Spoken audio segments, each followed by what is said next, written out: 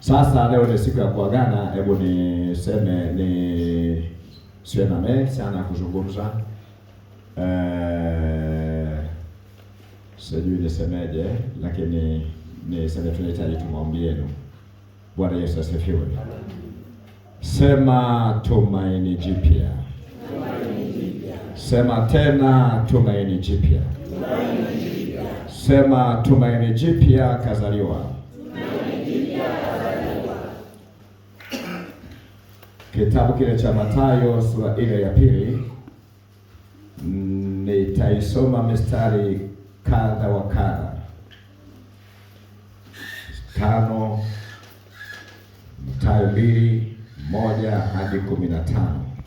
Baba mwenye haki, ambaye kwako tunaishi na tunasimama, umetuita tukutumikie na tuko hapa kwa ajili ya utumishi. Haya ni majeshi yako ambayo amenunua kwa damu yako ya thamani. Ni watu ambao waliokomboa kwa kuafia pale msalabani. Na leo tunashangilia siku ambayo umekuja duniani na ukafanya historia mpya. Nami nasema asante tabibu kwa ajili ya siku njema ya leo na kutukuza kwa ajili ya yote. Bariki kila mmoja ambaye yuko mahali hapa katika jina la Yesu. Amen. Ninazungumza juu ya Yesu Masihi aliyetumaini jipya ambalo tunaliona leo. Tuko mahali hapa, dunia nzima inashangilia na dunia nzima imefurahi na dunia nzima imebarikiwa. Leo kila mahali unaona watu wanapendeza kwa sababu ya Yesu huyu aliyeubadilisha ulimwengu, ambaye leo tunasema 2025 ni kwamba alipozaliwa na miaka ikabadilika kwa upya. Tukaanza kwa hesabu 1, 2, 3. Lakini hapo mwanzo kwa hesabu kwa kurudi nyuma. Sasa hivi tunahesabu kwa kwenda mbele. 1, 2, 3, 4, 5. Mpaka nafika 2025. Ni kwa sababu ya huyu mwana mapinduzi mashuhuri aliyepata kutokea kwenye dunia hii ambayo imekuwa ni gonjwa, kwanza inahitaji tiba dunia hii. Lakini ujio wake ulipelekea tetemeko, vilio na maombolezo. Ujio wake umepelekea tetemeko, vilio na maombolezo. Lakini narudia tena, ujio wake umepelekea vicheko, nderemo na furaha. Ndio maana leo tunashangilia, tunafurahi kwa sababu ya ujio wake. Lakini ni mtu huyu ambaye leo hii unafurahi. Kuna watu ambao wanaomboleza kwa sababu ya uwepo wake na siku hii ya leo. Wanatamani waifute kwa namna gani? Na haijaanzia leo, imeanza kale. Wakati kuna watu wapata taarifa kwamba Yesu Masihi amezaliwa, basi palikuwa na hofu na huzuni na mashaka na tetemeko. Bwana Yesu atusaidie. Kitabu cha Mathayo sura ile ya pili mstari wa 1 mpaka 15.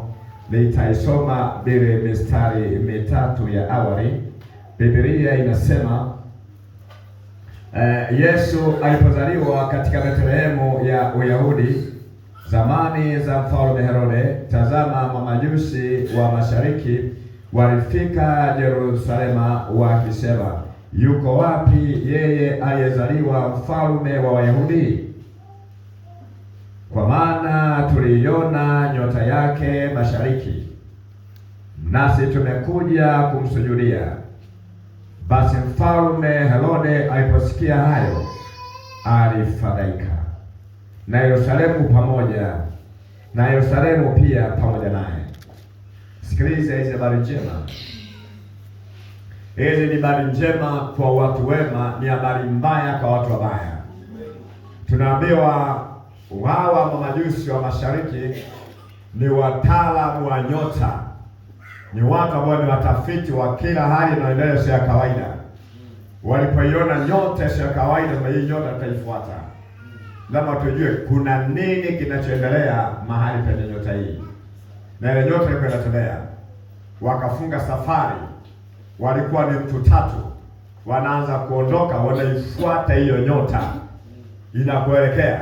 Walisafiri nayo usiku na mchana, wakilala usingizi na nyamaza kimya, wakiamka inaondoka, wanaenda nayo usiku na mchana ipaka nyota. Na Mungu wetu ni Mungu ambaye ni msumbufu, ni mkorofi.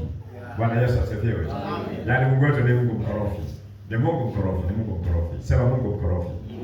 Sema Mungu mkorofi. Sema ni Mungu mchokozi. Yaani hapendi mambo ya lale. Tukikuta amelala warokole, basi anainua mtu mmoja, muuaji mmoja, mkatili mmoja, mpagani mmoja, awasugue watu. Na akianza kulia, pate tu baba. Ndio anasema sasa hata nimempata hapa. Anajua hataenda kule, atakimbilia kwangu. Ndio mtu anaanza kwenda sasa kuomba, no kuikemesha, uikemesho. Nikamuuliza jana, uikemesho maana yake nini? Tunakwenda sambamba. Naanza kuikemesha, tunaanza kujitakasa. Anaelewa nini Bwana amemfinyanga kwa sababu hataki watu wazembe. Haleluya, haleluya. Sasa yeye amewaelekeza hawa wataalamu wa nyota, kwa sababu watu wake wamelala usingizi, hawajui maana ya Masihi kwa maana zao wakati wote. Wapo kwenye biashara, wapo kwenye starehe zao, wapo kwenye mashamba yao, kila mmoja na shughuli yake, yuko kivyake tu namna ile. Hawaika kuendelea. Sasa mbingu zikaona, sitaki mambo yangu katika leo sifuri. Lazima yote katika haya kimatangazo. Kwa hiyo nyota ile akainua watu kutoka mbali kabisa huko. Wameenda moja kwa moja. Ile nyota haikuelekea alipozaliwa Yesu, ikaelekea ikulu. Ikaenda ikatua ikulu. Kwa akajua ndani ya ikulu hii, na kumwambia ni ikulu hii, kwa basi hapa ndipo amezaliwa mfalme hapa. Walipoingia ikulu, anasema ikulu iko kimya. Hakuna mzizimo wote, wanaenda shughuli zao kama kawaida, hawana taarifa yoyote. Sasa wakauliza, tumetoka mbali sana, ni wageni. Na wakiwaangalia ni watu mashuhuri wana vibali vyote. Herode akawauliza, nini safari yenu na shida yenu? Wakasema, tumeiona nyota ya mtu mmoja mashuhuri, na ni nyota ya kifalme, na mtu huyu ni mfalme, tunamfuata mfalme, tumuone mfalme, amezaliwa wapi mfalme? Nyota imeelekezwa mahali hapa. Hebu tuambie mtoto wa kifalme alizaliwa ndani ya nyumba hii. Wakamwambia, bwana, ni miezi 6 sasa hajazaliwa mtu yoyote ndani ya ikulu hii. Kama pana, tueleze wapi amezaliwa. Kama sio hapa, basi ni kando ya mji huu. Tuambie, mimi ndio mfalme mwenyewe. Sina taarifa yoyote. Wanajiuliza na kuaje. Bwana Yesu asaidie. Haleluya, haleluya. Yaani kale miujiza. Unaambia Herode alifadhaika kwa taarifa hizi. Aliwapeleka kwa Zeze, amesikia na unaambia na wazee yote wakafadhaika. Yerusalemu mzima ikafadhaika. Amezaliwa Masihi. Herode akajiongeza kwamba mimi ni mgeni, wako watu mashuhuri hapa. Kuna mjito elewa hapa. Akawaita. Bwana Yesu asaidie. Ninazungumza na mtu mmoja mahali hapa. Yesu azaliwe ndani yako. Vitu vipya ndani yako vizaliwe. Jambo limelala lizaliwe, liinuke. Bwana afanye jambo jipya kwenye maisha yako. Uwe ni mtu mwenye taarifa, uwe ni mtu ambaye unaelewa kinachoendelea katikati ya maisha yako. Haleluya, haleluya. Bwana Yesu ni Mungu wa ajabu sana. Na hawezi kaka kimya. Akiingia mahali lazima achinje, aharibu, atoe taarifa, afanye chochote. Haleluya, haleluya. Kwa hiyo tunamwona Yesu Masihi, tunaona ulimwengu nyamaza kimya, lakini tunaona mfalme asikitika, mfalme anafadhaika. Lakini kuna wengine ambao walikuwa wamekaa chini ya ufalme, wanamtazamia Yesu Masihi, tayari walikuwa na taarifa kwamba kesha azaliwa tayari. Kwa kuna watu wamejiweka tayari kwa ajili ya ujio wa Yesu. Alikuwepo wakati wa Bikira Maria mwenyewe. Alikuwepo mzee Simeoni. Mbingu zimemwambia hautakufa wewe mpaka umwone Masihi. Siku zake za kufa zimefika. Ni jamaa linaishi kwa oda maalumu. Yaani alikuwa azuke miaka 5 iliyopita. Lakini kwa sababu hajamuona Masihi, mbingu inamwambia utakufa ukimwona Masihi. Alikuwepo Simoni ambaye anautarajia wokovu. Alikuwepo Ana binti Fanueli. Yule mwanamama unaambiwa yeye aliishi kwenye ndoa miaka 7. Mume wake akatangulia mbele ya haki. Mwanamama akahamia karuni. Akawa anamwomba Mungu siku na mchana. Ana taarifa zote za kanisa. Ana taarifa zote za nchi. Na ameahidiwa anakuja Mwokozi. Lazima umuombe. Ana binti Fanueli. Mwanamke usijione mwepesi sana. Bwana Yesu asifiwe. Kwa hiyo pale kuna watu ambao wanatazamia wokovu kwa namna ya kawaida. Kwa hiyo unaposikia fununu kwamba tunasikia Yesu mzaliwa, tunasema kiberia. Na mimi na uhakika. Sijajua ni sehemu gani mzaliwa, lakini na uhakika. Ila atakwenda karudi tu. Siku ya 8 ataweka wakfu. Mimi nimwambia nikamwekee nikamwombee. Ndio mzee Simeoni. Hana mke, yaani yuko peke yake mzee. Na kuna Ana binti Fanueli wamejiweka tayari. Wamewekwa kwa ajili ya kumwombea Yesu Masihi. Na aliposikia tukimeria kwamba amezaliwa Mwokozi. Hiyo break ya kwanza kama vizuri kaenda karudi. Anaangalia ni yupi kati ya watoto hao wanaobatizwa wanaobarikiwa pale mbele pale. Mzee Fanueli kakaa pale, Ana binti Fanueli kakaa pale, mzee Simeoni kakaa pale, wametulia kila mmoja kijake vyake. Fanueli anambia huyo, unamwona yule kati ya watoto 1000 wanaopita pale mbele, ndio mmoja wapo ni Yesu Masihi.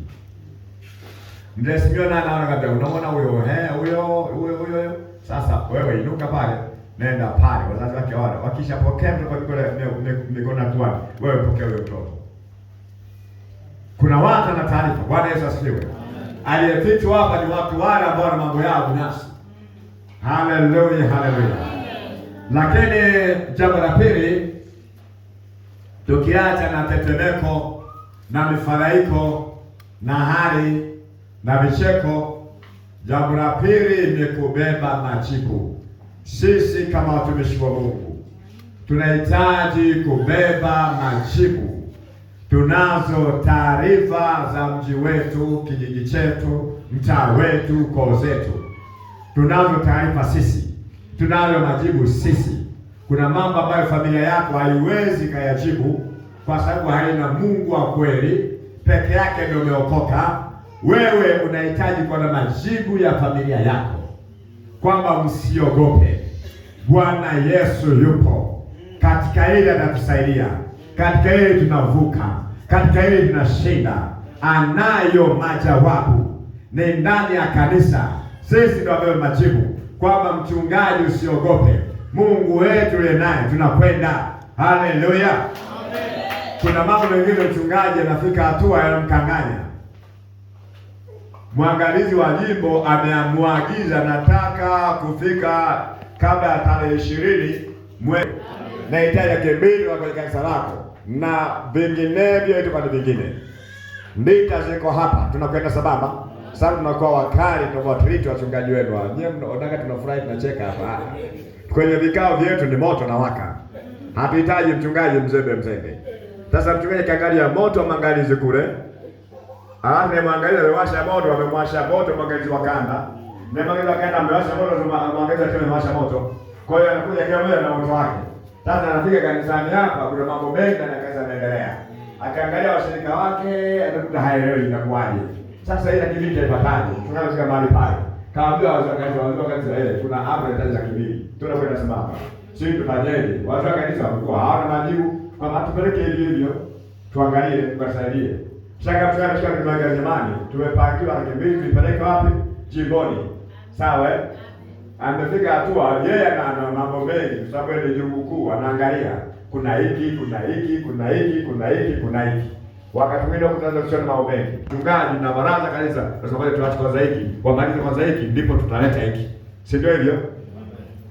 Sasa katika hatua hii ni haraka inahitajika. Na kuna jambo la moto linapita mahali hapa. Halijakamilika. Nafanyeje? Kwa sababu jamani tumepewa 200,000 tutoe, sitakuaje? Ayana kuzungumza namna hili itakia mtu mmoja inuke, kijana mmoja inuke mwenye majibu. Anakuja kunyang'anya maiki kwa pastor kuniachia maiki. Usiogope. Jamani sisi ni wengi, hapa tutatoa. Lakini kiasi gani? Wewe leta 10,000, leta 10,000. Tuko watu 15 hapa. Leta 10,000. Mimi natoa 30. Mwenye kuniunga mkono mwenye 20. Ngapi? Nimefanya nini? Nimeshakwisha. Mzee 200,000 yako hii hapa. Wazee wa kanisa wanashangaa, pasta maki anashangaa, anaona muujiza. Siku moja niwapa ushuhuda huu. Kama 8 imepita hivi, nilikuwa kwenye mkutano, nafikiri Nazareth Tukuyu. Kai Nazareth kwenye mkutano teko na huduma mwenyewe. Sasa nikapiga simu na rafiki yangu mmoja mchungaji wa Kizambia. Kwa bwana, ulimwona mzungu yule? Yale mzungu yule amehitaji ramani, ameiona ramani yako, ameona plani yako ulionayo, niko nimebandika masuala ya ujenzi. Nimebandika kwenye mkutano. Ameona nimefika hapo kanisani, ameona majenzi yako, anahitaji kusaidia. Wewe. Yaani sisi tunashaka zilikuwa ni nyingi, mimi mama mtumeja akipiga simu lazima nitoke niende nikaangalie. Najua kuna kitu cha dharura. Hayo bwana niko mazungumzo kwa tusichanganye mambo kama hayo. Wewe kuna mzungu anataka ajenge kanisa lolote. Sasa mimi sina taarifa kama atakuja kujenga mzungu kanisa lile, jambo la kwanza. Unaona? Kama msinivuruge nie.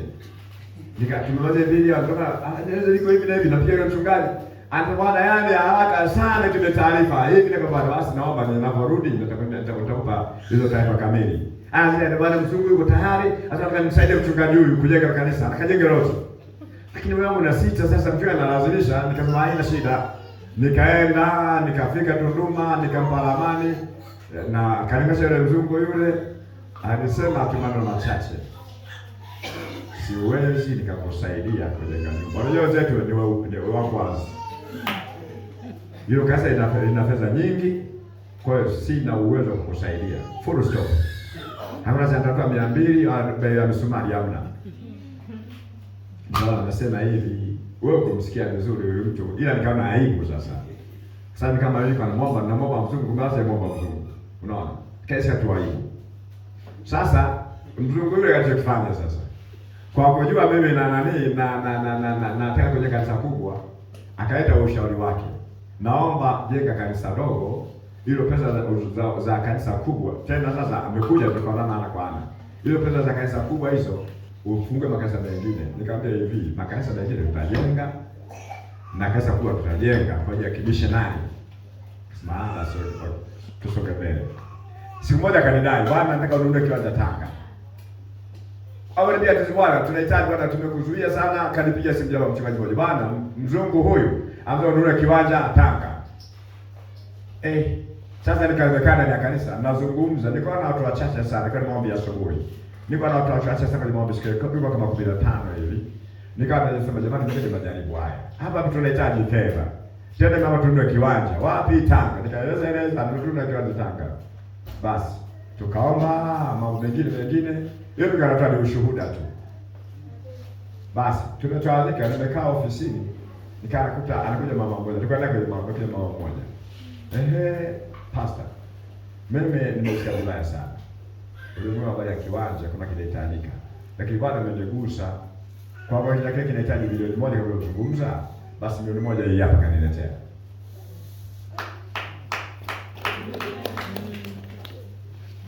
Napenda kunielewa.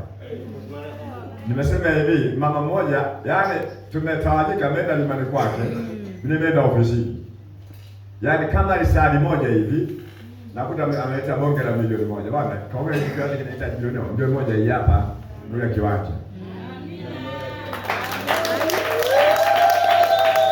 Mchungaji yule kaniambia usiku, ni Pastor Simbe, Skofu Simbe. Kaniambia usiku.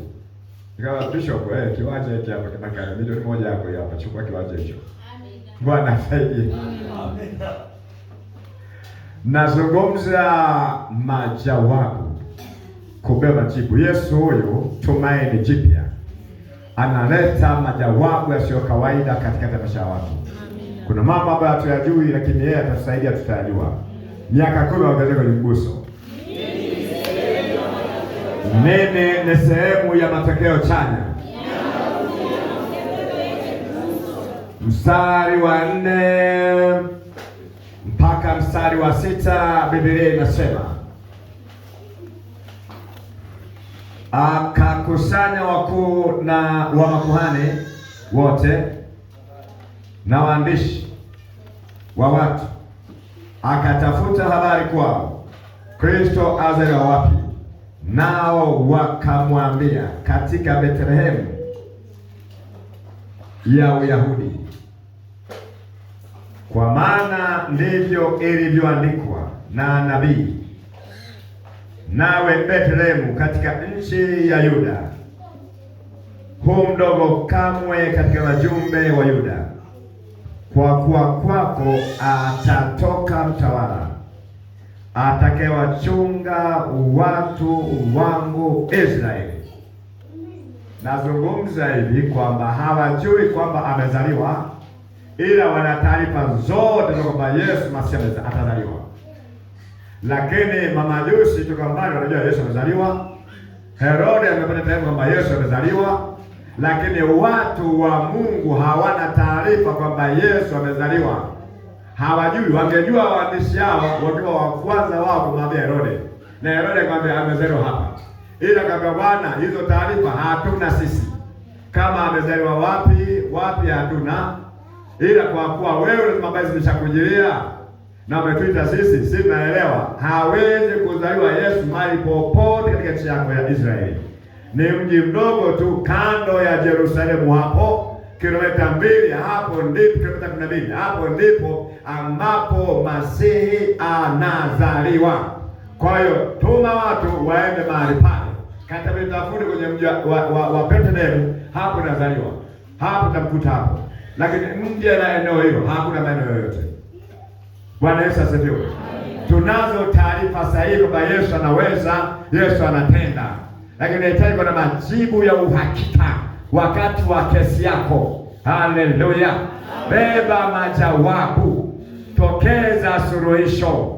Kuna wakati utashangaa familia yako wanakwenda kwa mganga wa kienyeji na wewe upo. Wanasema tuelewe kifo hiki amekufaje, unanyamaza kimya kwamba niwaache wazazi, niwaache wazee waende. Wewe ndio mzee kwenye familia hiyo, unayo majawabu kwamba jamani, ametangulia, siku zake zimeishia hapa, hakuna aliyemroga. Bwana Yesu atusaidie. Tusijiingize wazazi kwenye maagano ya ajabu. Ametangulia mbele ya haki, na hiki kifo akitaturudia sisi, nitasimama nitaomba kwa ajili ya familia hii, hata kwa mwingine kwa njia hii, kwa kuwa anakuwa na hofu ya aina ya vifo. Vifo vingine vikiingia, kama amekufa hivi, tunamzika hivi, tuje tukafa hivi. Unamwambia hakuna, ninaye Mungu ninayemtumikia. Watakwambia ulikuwa wapi? Nilikuwa wapi? Sielewi, lakini Mungu amefanya haya kwa makusudi yake. Kila mmoja ameandika kifo chake, huyo ameandika kifo hiki, na tunapinga kwa kuwa mtaki kitokee, hakitatokea tena kwa njia hii. Haleluya! Beba majawabu, beba majibu. Herode ana majibu, watu wake Mungu hawana majibu. Ni watu wachache sana kwa rohoni ndio wana majibu. Hawajui wakati wa kujiliwa, wanaambia nenda kule. Naomba uwe na taarifa sahihi ya siku yako inapoingia. Amina. Uwe na taarifa sahihi juu ya mradi wako unapoishia. Uwe na taarifa sahihi juu ya mipango yako unayoipanga kuifanya. Huyo Yesu Masihi anapoingia ndani ya mtu, anakwenda kufanya mabadiliko ya kawaida. Tuko hapa tunashangilia uweza wake na nguvu zake na uungu wake, sio mtu wa kawaida. Bwana Yesu asifiwe. Haleluya, haleluya. Herode aliposikia hizo habari alifurahi sana, akawaita wale wachawi, watazama nyota, wataalamu wa nyota, kwamba huyo mtu anakuja, amezaliwa Bethlehemu, hakuna mahali pengine popote. Amejisikia furaha sana. Bwana atusaidie. Amen. Akatoa maagizo kwamba nendeni mukamuone, na kama mtamuona mniletee majibu. Haleluya. Amen. Faragani akapata kwao hakika ya muda tangu ilipoonekana ile nyota.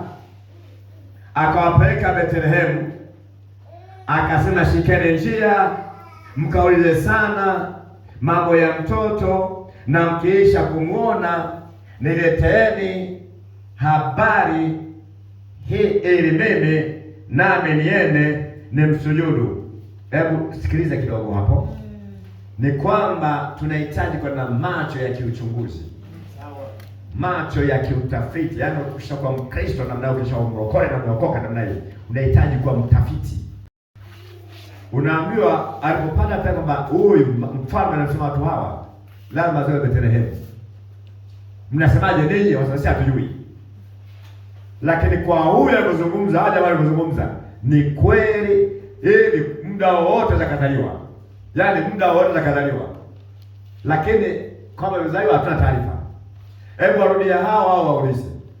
Herode akawauliza, anawauliza, mliondoka lini kule? Akawatafiti safari yao kama inaelekea mwaka hivi. Yaani kama namaliza mwaka hivi. Halafu na wale watu waliomweleza kuzungumza habari zao, akawaambia sasa nendeni Bethlehemu. Nenda nini? Bethlehemu, mkatafiti habari ya mtoto huyo. Mkimpata tu mlete taarifa. Nataka nikuambie jinsi Mungu alivyomkorofi. Hivi kwa nini nyota ile ilipotelea ikulu? Mungu anataka zile taarifa za ujio wake zijulikane. Sababu ukikamata mamlaka, basi kanisa lako litakuwa kwa kasi. Ukikamata mamlaka, mipango yako itaenda vizuri. Ndio maana wenye mamlaka wakimwita mtu yoyote, labda ni hafla au ni mwaliko, anakuja mgeni, anakuja rais, anakuja mkuu wa mkoa, kama akikualika nawe uwepo, wewe nenda tu. Bwana Yesu asifiwe. Wewe umeshashika sana. Wewe hapa unaona aje kwa wilaya hapa, anasema unaitwa nani mtumishi?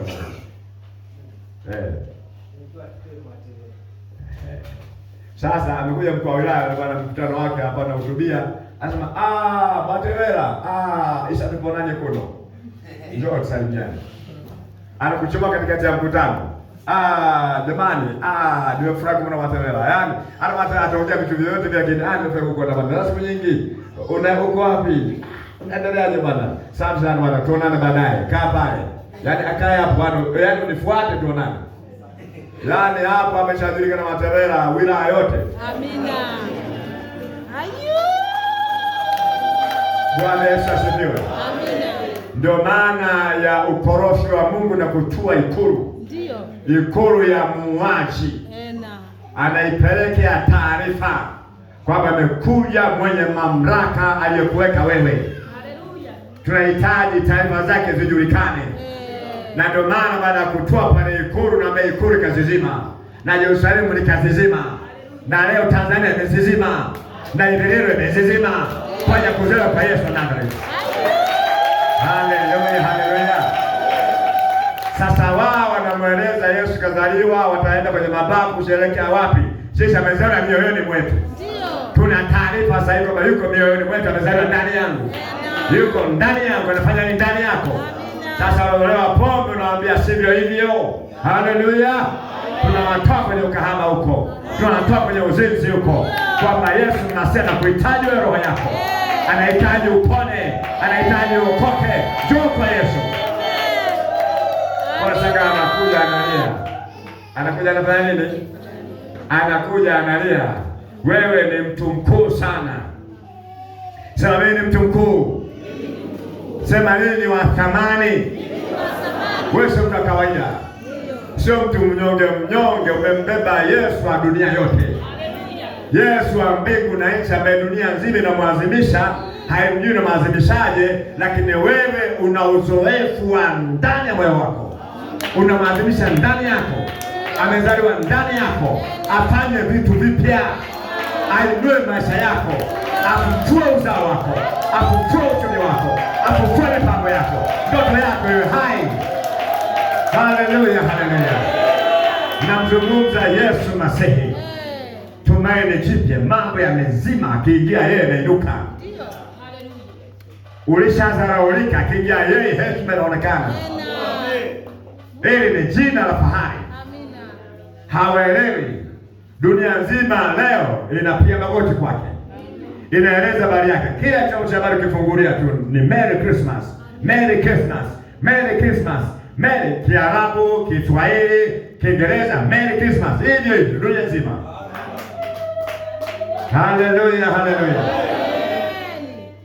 Anasema nenda mkatafiti, kachunguze sana habari ya mtoto huyo, mkimwona mahali mnirudie na mimi nikamsujudie. Tangu lini shetani akaenda kumsujudia mchungaji? Eti mchungaji na mimi, wewe ndio mchungaji, umeleta hapa hivi leo unafanya kazi. Uko wapi mtumishi wa Mungu? Ubarika na jeshi lako kubwa. Wewe ndio mchungaji, umekuja Mpombo, mimi ndio shetani sasa. Mchungaji, yani barikiwe kwenda kanisa lako, nitakusema na hela. Anachoanga shetani kisa mchungaji anakuja ni kumvunja tu. Mtu anatokea, ngoja nimpunje ile mbali na shambulizi zake ni baya. Amina. Ukikuta mchungaji amesimama anamshirika mmoja kwa mwaka mzima, mheshimu sana. Ujue ameitwa. Ndio. Yaani ameenda kwenye uchungaji kwenda kuanza kanisa, miezi 20 imekatika, kapata na mshirika na mara huyu ndio mchungaji wangu, ndio baba yangu huyu mchungaji huyu. Anaenda kwa mchungaji yuko naye, akaenda kwa mchungaji yuko naye, anamshirika huyu mmoja, mwaka wa kwanza, mwaka wa pili, mheshimu ameitwa. Bwana asifiwe. Vinginevyo ni kuvunja ile mbali. Mchungaji anasema nilikosea, mimi sina wito kamili. Sasa eti mchawi Herode na mimi nikamsujudia, naambia wachawi wenzake, mkimuona kafanyeni utafiti sana, wenye mtu hawajui. Tukamalize kabla hajakuwa mtoto huyu. Ni miaka mingapi? Mwaka atakuwa na mwaka sasa hivi. Kama sio miezi 8, miezi 9, nenda mkimuona tu tutamchinjilia mali. Wakaenda. Sikiliza na malizia andiko hilo. Anasema hivi, akawapeleka Betlehemu, akasema shikeni njia mkaulize sana mambo ya mtoto, mkiisha kumuona nileteeni habari, ili mimi nami niende nimsujudie. Mwongo wewe huyu. Na waliposikia maneno ya mfalme walishika njia, na tazama ile nyota walioiona mashariki ikawatangulia, hata ikaenda ikasimama juu ya mahali alipokuwa mtoto.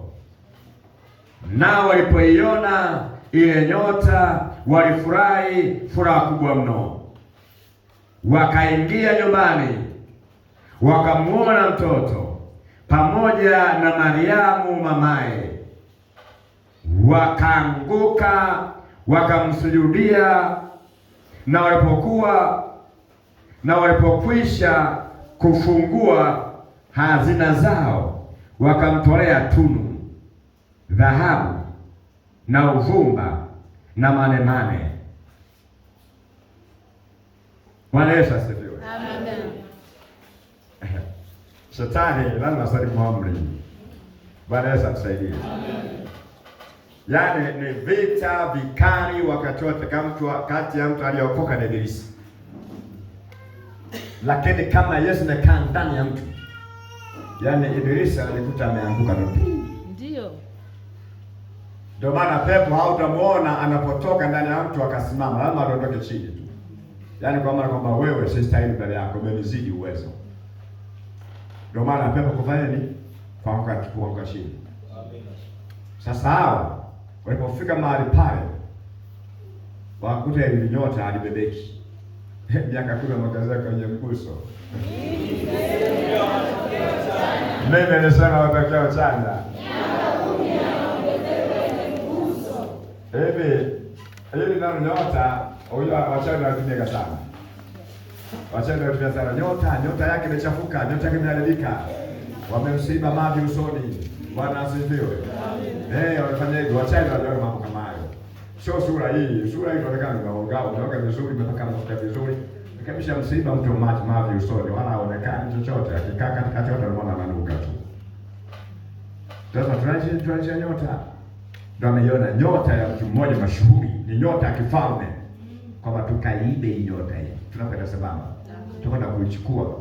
Wewe nafikiri watu wana akili timamu zao, unaanza kwenda kusafiri tu. Mijitu haijaokoka. Inasafiri tunafuata nyota hii. Ina mpango. Wewe ufika pale ukuta haibebeki na Herode wake haibebeki. Na kama haibebeki tunachinja. Ndio vile vifo vinavyoenaga vile vinatokea. Wakishinda kuiba nyota ya mtu, basi wanaamua kumuua yeye mwenyewe yule mtu. Sasa kuta haibebeki, mwisho akajikuta amesujudu. Alafu wakatoa nini? Wakatoa uvumba, manemane na dhahabu. Ile dhahabu kama tule alitoa ilikuwa inamwasema wewe ni mfalme, na ule uvumba aliotoa kwamba wewe ni Mungu unastahili kuabudiwa, Mungu akuabudiwa. Na manemane alitoa ni marashi ya mauti, ni ile perfume ambayo tunapaka maiti kwamba utakufa kwa sababu ya kuokoa watu. Kwa hiyo sadaka ni sadaka za kinabii zinatolewa mahali pale. Bwana asifiwe. Kwamba wewe ni mfalme asiyekuwa kusujudiwa, lakini pia ni Mungu asiyekuwa kuabudiwa, lakini pia atakufa kifo cha msalaba. Ndio maana katoa ile. Alafu mbingu zikawaonya, msiende kwa njia hii, mmekuja kwa njia hii, nende kwa njia hii. Kwa maana huyu jamaa ana nia mbaya ya kutoa roho ya mtu huyu. Hahitaji kumwona tena, hahitaji wala kumsalimia. Jina la Bwana libarikiwe. Haleluya, haleluya. Hapa kuna mambo kadha wa kadha kujifunza. Kwanza tunataka tujifunze swala matoleo. Matoleo yani wachawi wanapotoa matoleo yao wameiga ndani ya kanisa. Kanisa ndio mtoaji mzuri nambari moja. Kwa hiyo Mungu wetu ni upendo. Ndio maana akamtoa mwanawe pekee kwa sababu ya upendo. Kile kitendo cha kumtoa ni matoleo. Amemtoa yule mtu ya kuokoa kilichopotea. Na ndio maana mambo yako ili yapate kwenda unahitaji kuwa mtoaji. Bwana Yesu asifiwe. Unahitaji kwa nini? Kuwa mtoaji. Lazima ujue kumtolea Mungu sadaka. Kuna mambo ambayo yanahitaji yavunjwe kupitia sadaka ili mambo yako yapate kwenda. Ndio maana sadaka zinawekwa. Hiyo ni ulimwengu wa giza unatoa sadaka ili mambo yako yapate kwenda. Ulimwengu wa nuru tunatoa sadaka mambo yapate kwenda. Wakati kanisa liko Misri, liliingia kwa bure, alikutoa sadaka kuingia Misri. Lakini kuingia Misri kanisa limekaa miaka 400 kwa mateso mazito. Kitendo cha kutoka lihitaji mwana kondoo wa sadaka ya kuteketezwa atolewe. Ili ndipo kanisa litoke. Na kila mmoja atoe sadaka wa mwana kondoo. Kama familia ile ni ndogo, familia mbili zikutane watoe sadaka ili watu watoke. Bwana Yesu asaidie. Na ndio maana swala la utoaji wa zaka ni agizo la msingi la lazima kwa kila anayekufa anahitaji kutolea Mungu zaka. Hatutoi zaka mahali pengine popote. Tunatoa kwa Mungu aliye hai. Tunapatia mafungu ya 10. Jina la Bwana libarikiwe. Na kanisa inahitaji lijue vizuri hapo. Vifungo vingi vinafunguka. Laana inaondoka. Mauti inaondoka. Magonjwa yanaondoka. Kila aina ya vitu inaondoka. Halafu zaka inawakilisha utii na unyenyekevu. Kuna watu ambao watika wafe baada ya siku 2, siku 5. Wafe ndani ya mwezi mmoja. Kuna watu wameandikiwa kufa. Lakini sadaka yako inakwenda kucrash mauti. Hautakufa kifo cha kipepo. Amina. Wewe utakufa kifo cha wakati wa Bwana anaotaka. Tena baada ya kuongezewa siku. Kwa kuwa amekuwa ni mwenye haki. Mali yako inashare kwenye nyumba ya Mungu. Mali yako imekuwa ni fimbo ya kumpiga shetani. Mungu ana sehemu kwenye uchumi wako. Anakuongezea miaka mingine ya kuishi. Unapokea bonus ya kuishi. Unakuwa na maisha marefu ya kuishi kwa sababu ya utumishi wako katika nyumba ya Mungu uliyoubeba. Naomba Bwana akusaidie.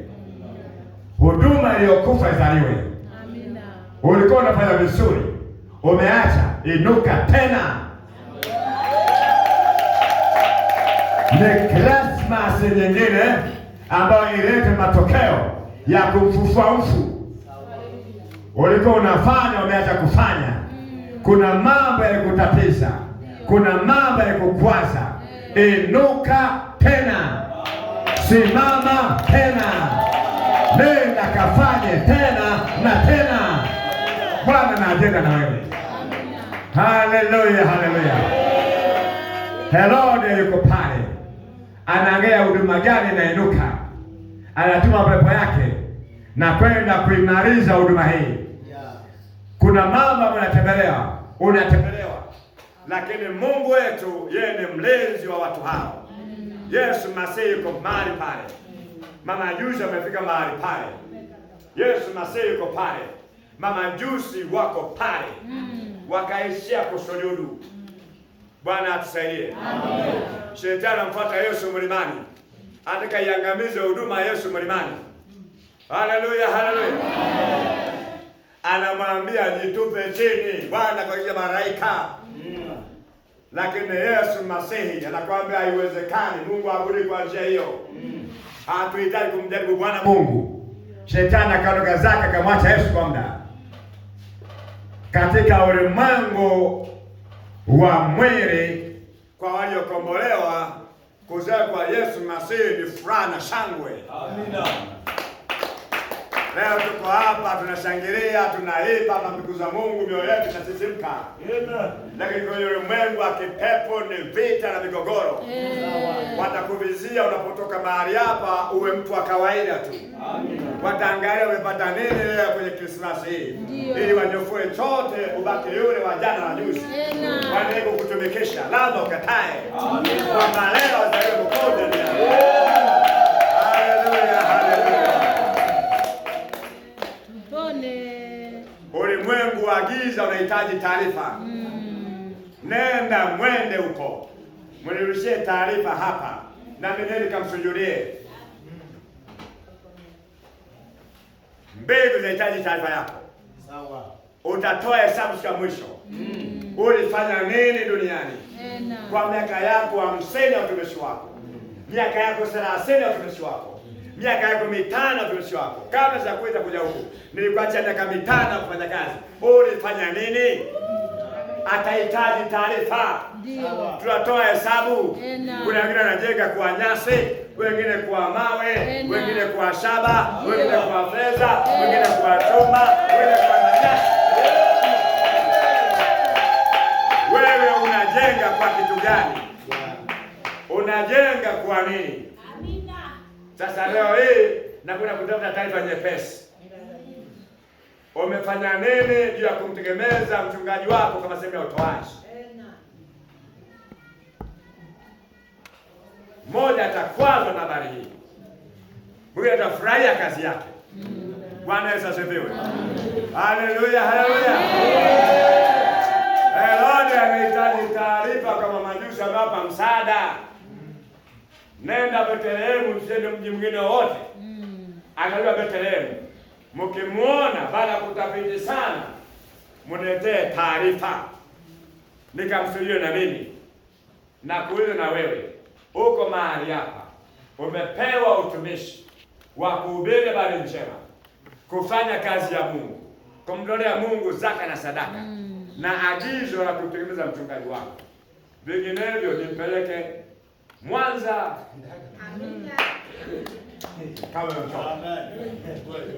kwa nahitaji taarifa na mimi. Kama Herode anahitaji taarifa, nahitaji taarifa.